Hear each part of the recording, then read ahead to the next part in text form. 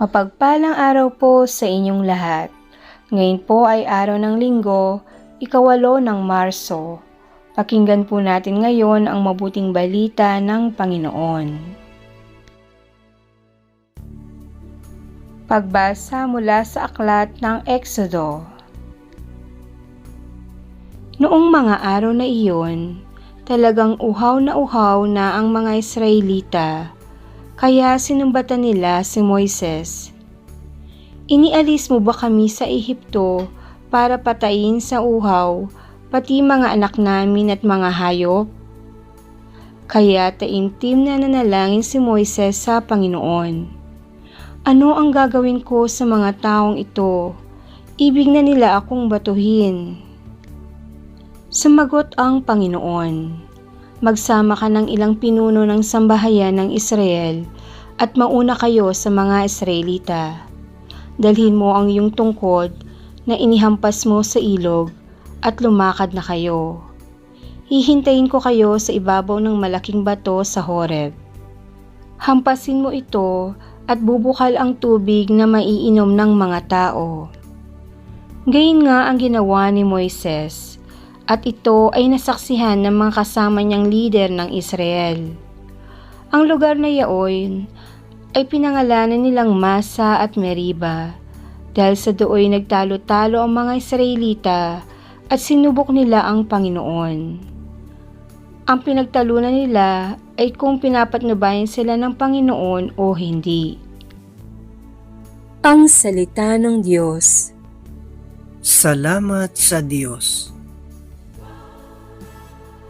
Salmong Tugunan. Panginooy inyong dinggin, huwag niyo siyang salungatin. Tayo ay lumapit sa ating Panginoon, siya ay awitan, ating papurihan ang batong kublihan natit kalakasan. Tayo ay lumapit sa kanyang harapan na may pasalamat, siya ay purihin ng mga awiting may tuwa at galak. Panginooy inyong dinggin, huwag niyo siyang salungatin. Tayo ay lumapit sa kanya'y sumamba at magbigay galang. Lumuhod sa harap nitong Panginoong sa ati lumalang. Siya ang ating Diyos, tayo ay kalinga niyang mga hirang, mga tupa tayong inaalagaan. Panginooy inyong dinggin, huwag niyo siyang salungatin. Ang kanyang salita ay ating pakinggan, iyang inyong puso'y huwag patigasin, tulad ng ginawa ng inyong magulang nang nasa Meriba sa ilang ng Masa. Ako ay tinuksot doon na isinubok ng inyong magulang, bagamat nakita ang aking ginawang silang nakinabang.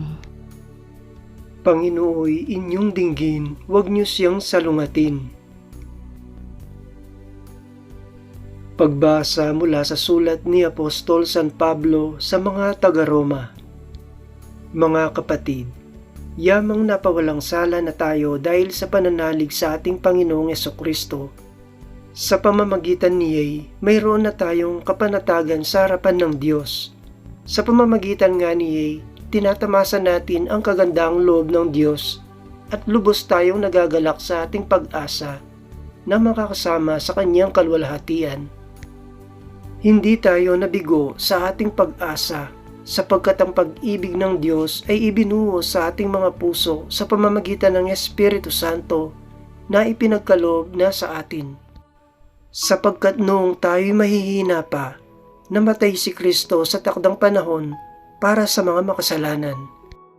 Mahirap mangyaring hialay ni numan ang kanyang buhay alang-alang sa isang taong matuwid, bagamat maaaring may mga ahas na gumawa nito alang-alang sa isang mabuting tao. Ngunit ipinadama ng Diyos ang kanyang pag-ibig sa atin nang mamatay si Kristo para sa atin noong tayo'y makasalanan pa. Ang Salita ng Diyos. Salamat sa Diyos. Awit pambungad sa mabuting balita. Aming pinananaligan, tagapagligtas ng tanan. Panginoon, kami bigyan ng tubig na bumubuhay upang kami di mauhaw. Ang mabuting balita ng Panginoon ayon kay San Juan. Noong panahong iyon, dumating si Jesus sa isang bayan sa Samaria na tinatawag na Sicar, malapit sa bukid na ibinigay ni Jacob sa kanyang anak na si Jose. Dito matatagpuan ang balon ni Jacob. Umupo si Jesus sa tabi nito sapagkat siya napagod sa paglalakbay. Halos katanghaliang tapat na noon, may isang Samaritanong dumating upang umigib. Sinabi ni Jesus sa kanya, "Maaari bang makiinom?" Wala roon ang kanyang mga lagad, sapagkat bumili ng pagkain sa bayan. Sinabi sa kanya ng Samaritana, "Kayo'y Hudyo at Samaritana ako. Bakit kayo humihingi sa akin ng inumin?" Sapagkat hindi nakikitungo ang mga Hudyo sa mga Samaritano. Sumagot si Jesus, "Kung alam lamang ninyo kung ano ang ipinagkakaloob ng Diyos, at kung sino itong humihingi sa inyo ng inumin, marahil ay kayo ang hihingi sa kanya, at kayo na may bibigyan niya ng tubig na nagbibigay buhay." "Ginoo," wika ng babae, "malalim ang balong ito at wala man lamang kayong panalok. Saan kayo kukuha ng tubig na nagbibigay buhay? Higit pa ba kayo kaysa aming ninunong si Jacob na nagbigay sa amin ng balong ito? Uminom siya rito, pati ang kanyang mga anak at ang kanyang mga hayop."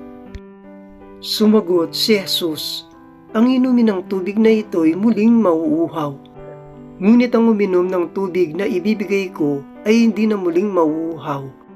Ito'y magiging isang bukal sa loob niya, babalong at magbibigay sa kanya ng buhay na walang hanggan." Sinabi ng babae, "Ginoo, kung gayon po'y bigyan ninyo ako ng tubig na sinasabi ninyo, nang hindi na ako mauhaw, ni pumarito pa upang sumalok. Umuwi ka at isama mo rito ang iyong asawa," wika ni Jesus. "Wala po akong asawa," anang babae. "Tama ang sinabi mong wala kang asawa," tugon ni Jesus, "sapagkat 5 na ang iyong naging asawa, at ang kinakasama mo ngayon ay hindi mo asawa. Totoo ang sinabi mo." Sinabi ng babae, "Ginoo, sa wari ko'y propeta kayo. Dito sa bundok na ito sumamba sa Diyos ang aming mga magulang, ngunit sinasabi ninyong mga Hudyo, nasa Jerusalem lamang dapat sambahin ng Diyos." Tinugon siya ni Jesus, "Maniwala ka sa akin, ginang. Dumarating na ang panahon na sasambahin ninyo ang Ama, hindi lamang sa bundok na ito o sa Jerusalem. Hindi ninyo nakikilala ang inyong sinasamba, ngunit nakikilala namin ang aming sinasamba, sapagkat ang kaligtasan ay galing sa mga Hudyo. Ngunit dumarating na ang panahon, ngayon na nga, na ang mga tunay na sumasamba sa Ama ay sasamba sa Kanya sa Espiritu at sa katotohanan, sapagkat ito ang hinahanap ng Ama sa mga sumasamba sa Kanya. Ang Diyos ay Espiritu, kaya dapat siyang sambahin sa Espiritu at sa katotohanan." Sinabi ng babae, "Nalalaman ko pong paririto ang Mesiyas, ang tinatawag na Kristo. Pagparito niya, siya ang magpapahayag sa atin ng lahat ng bagay. Akong nagsasalita sa iyo ang tinutukoy mo," sabi ni Jesus. Dumating ng sandaling iyon ang kanyang mga alagad. Nabigla sila nang makitang nakikipag-usap siya sa isang babae. Ngunit isa man sa kanila'y walang nagtanong kung ano ang ibig ni Jesus o kaya'y kung bakit siya nakikipag-usap sa babae.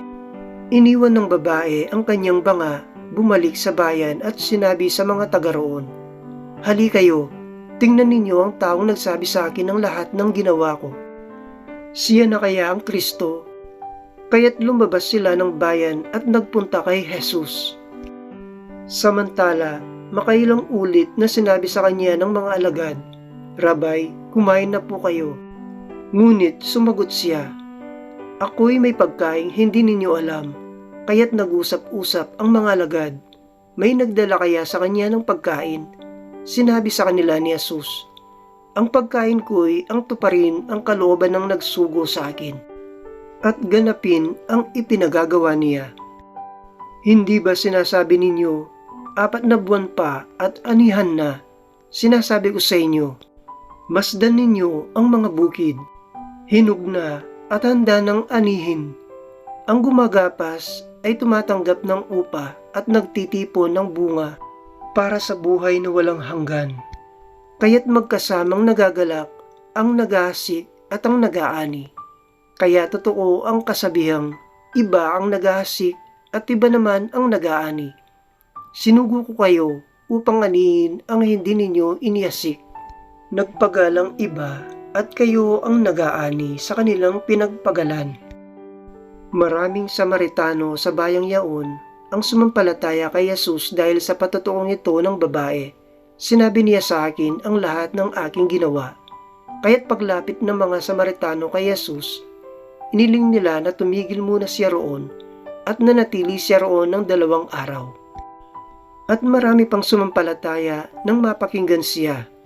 Sinabi nila sa babae, nananampalataya kami ngayon, hindi na dahil sa sinabi mo, kundi dahil sa narinig namin sa kanya. Nakilala naming siya nga ang tagapagligtas ng sanlibutan. Ang mabuting balita ng Panginoon. Pinupuri ka namin, Panginoong Hesukristo.